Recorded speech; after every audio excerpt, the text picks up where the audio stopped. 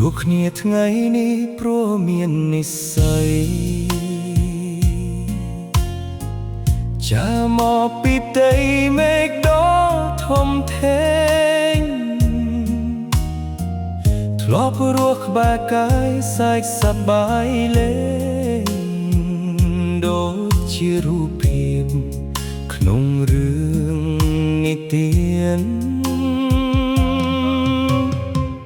ក្តីសុខកន្លងបន្សល់ស្នាមញញឹម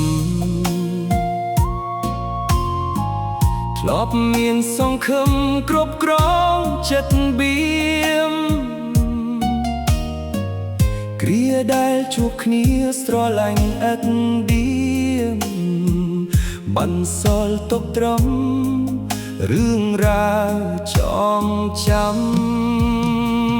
ពេលវេលាដើរទៅមុខមិនឈប់រឿងរ៉ាវគ្រប់យ៉ាងក៏ប្រែប្រួលតាមចំណងដែលធ្លាប់ចងចាំយ៉ាងមុំពេលនេះបែរជាត្រូវរលាយបាត់មិនមែនខឹងស្អប់ឬក៏មានទោសតែព្រោះវាសនាកំណត់ស្ងាត់ស្ងាត់ពាក្យថាឡាហើយត្រូវពោលខ្សឹបខ្សាត់ព្រោះតែអស់ខ្យល់និស្ស័យបងបោ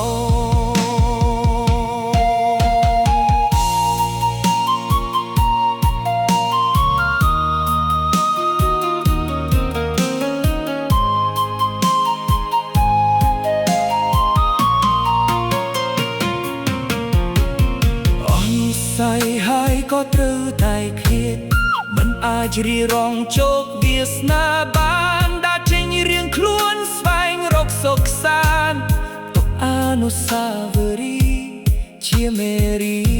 នទោះបីថ្ងៃមុខមិនបានជួបទៀត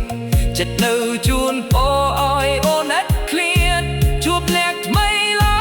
កុំឲ្យរំខានរស់នៅក្នុងដានជីវិតថ្មីចូល